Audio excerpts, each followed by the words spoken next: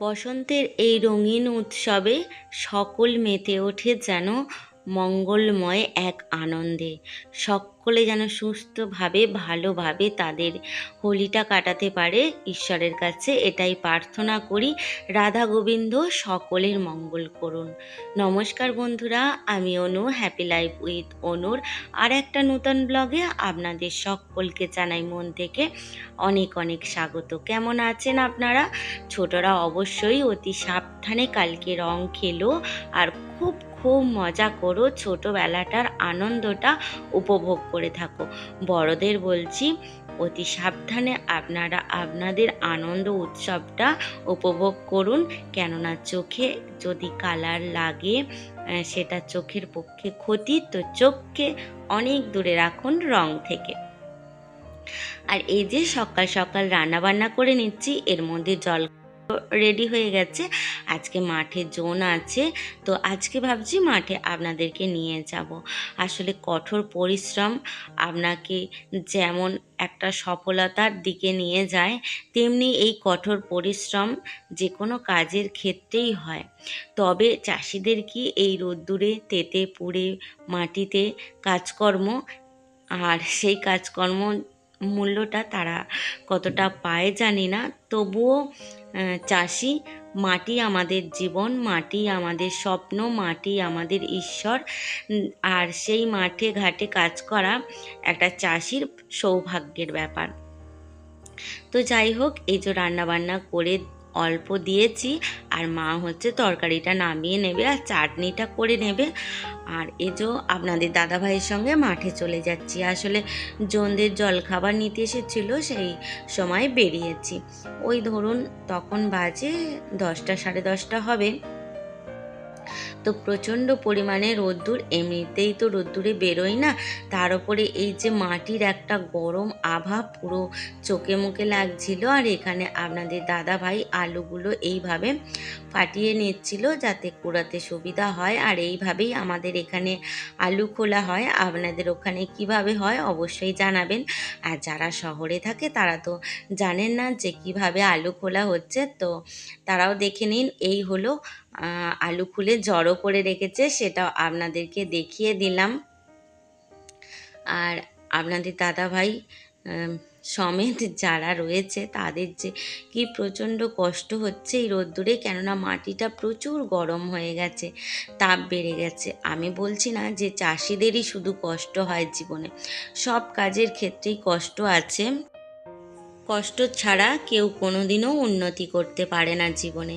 আর মাঠ পুরো ফাঁকা ধুধু, কোথাও গাছপালা নেই, সেটাই দেখাচ্ছিলাম যে একটু বসে রেস্ট নেবে তারও উপায় নেই। ওই যে দূরে গাছটা দেখতে পাচ্ছেন, ওখানে একটা মামনসার বেদি আছে, আর ওইটা ছাতিম গাছ, ওখানেই বসে সবাই একটু জলখাবার খায়। তো যাই হোক, এখানে আপনাদের দাদাভাই কাজকর্ম করে নিচ্ছে। আর যেটা বলছিলাম, সত্যি কঠোর পরিশ্রম ছাড়া কোনোদিনও সফল হওয়া যায় না। আর এই কঠোর পরিশ্রম করে বলেই কিন্তু জীবনে একটুখানি ভালো থাকার দিকটা খুঁজে পাওয়া যাচ্ছে। আর আজকালকার দিনে ভালো থাকার মানেই হচ্ছে টাকা। টাকা ছাড়া আপনি কখনোই ভালো থাকতে পারবেন না। আর এই টাকা উপার্জন করতে গিয়ে মাথার ঘাম পায়ে পড়ে কখন শুকিয়ে যাচ্ছে টেরও পাবে না মানুষজন। তো যাই হোক, সবাই কঠোর পরিশ্রম করে জীবনে, তবে যারা কঠোর পরিশ্রম করে জীবনে কিন্তু সফল তারাই হয়, উন্নতি তারাই করে। তো নিজের উপরে বিশ্বাস আর কর্মের উপরে ভরসা রেখেই জীবনে চলা উচিত, যেটা আমি বারবার বলে থাকি। তবেই আপনি সফল হতে পারবেন, তবেই আপনি জীবনে সুখী হতে পারবেন। হয়তো এই মাঠে ঘাটে কাজ করা হচ্ছে, প্রচুর রোদ্দুর, প্রচুর কষ্ট, কিন্তু আপনি যখন আপনার ওই সুখের কুটিরে যাবেন, যখন একটু বিশ্রাম নেবেন, ভালো ঘরে একটু থাকবেন, একটু ভালো খাওয়া দাওয়া করবেন, এই পরিশ্রমটা অনেকটাই কমে আসবে। মনে হবে পরিশ্রম করেছিলাম বলেই আজকে একটুখানি ভালোভাবে থাকতে পারছি, সন্তানকে মানুষ করতে পারছি, শখের জিনিসগুলো করতে পারছি। তো যাই হোক, এই যে বাড়ি চলে যাচ্ছি, 12:30 নাগাদ হয়ে গেছিল, আর প্রচণ্ড রোদ্দুর। এরপরে থাকলে এই মাঠেতেই মারা যাব, আর বাড়ি যাওয়ার কোনো উপায় থাকবে না। সামনেই এই যে রেল লাইন, এটা টপকে কিছুটা গেলেই আমাদের বাড়ি পড়বে। আর এটা পুরো রেল লাইনের এপারে ফাঁকা মাঠ। আর কদিন ধরে হচ্ছে কি, আলু চুরি হচ্ছে জানেন, এই অবস্থা। আর এটা হলো সন্ধ্যাবেলায়।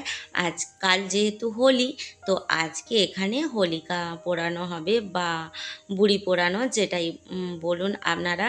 তো আমাদের এখানে প্রত্যেক বছর এইভাবে অনুষ্ঠানটা হয়। আমাদের কাছেই যে মায়ের মন্দির আছে, ওখান থেকেই হরিনাম করতে করতে এই যে এখানে এসে হোলি পোড়ানো হচ্ছে।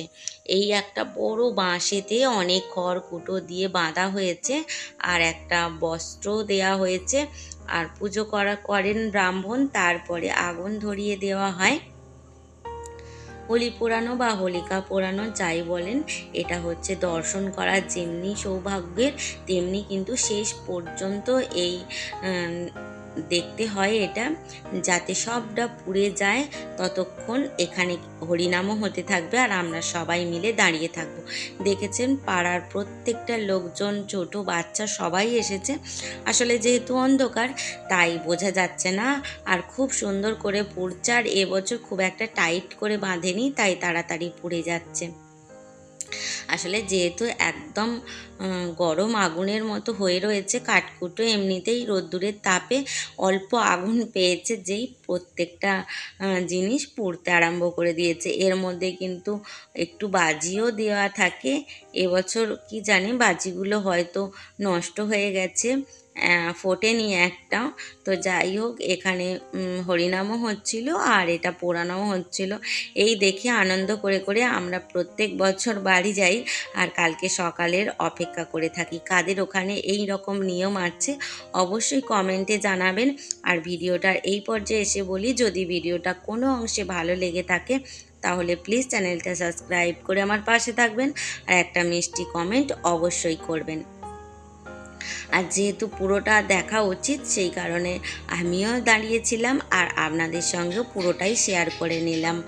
আর তাহলে চলুন, ভিডিওটাও আজকে এই পর্যন্তই রাখবো। দেখা হবে আবার নতুন একটা দিনে, নতুন একটা ব্লগে। ততক্ষণ খুব ভালো থাকবেন, আনন্দে থাকবেন, হাসি খুশিতে থাকবেন। আবারও বলবো যে হোলি খুব সাবধানে এবং আনন্দ করে কাটাবেন।